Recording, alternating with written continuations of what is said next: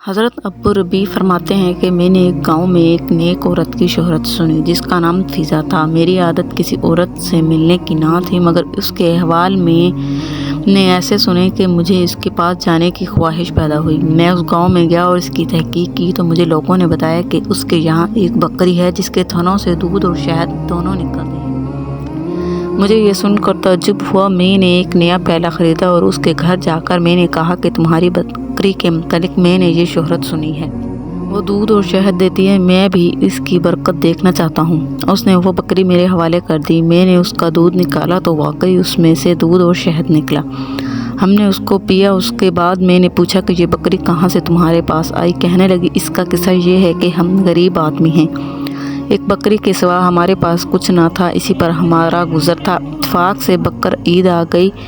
میرے خاوند نے کہا کہ ہمارے پاس کچھ اور تو ہے نہیں، یہ بکری ہمارے پاس ہے، لاؤ اسی کی قربانی کر لو۔ میں نے کہا کہ ہمارے پاس گزر کے لیے اس کے سوا تو کوئی چیز ہے نہیں، ایسی حالت میں قربانی کا حکم تو ہے نہیں، پھر کیا ضرورت ہے ہم قربانی کریں؟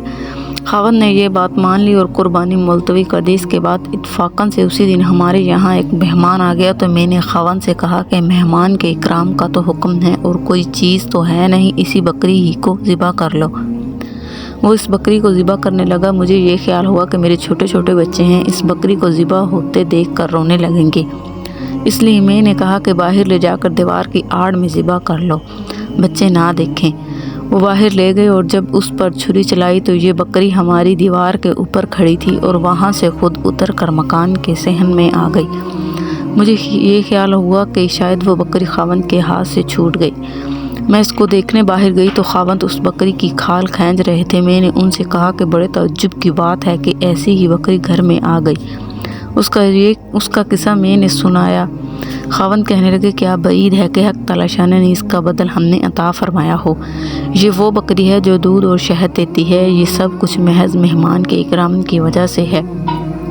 پھر وہ عورت کہنے لگی کہ اے میرے بچوں، یہ بکری دلوں میں چرتی ہے، اگر تمہارے دل نیک رہیں گے تو اس کا دودھ بھی اچھا رہے گا، اور اگر تمہارے دلوں میں کھوٹ آ گیا تو اس کا دودھ بھی خراب ہو جائے گا۔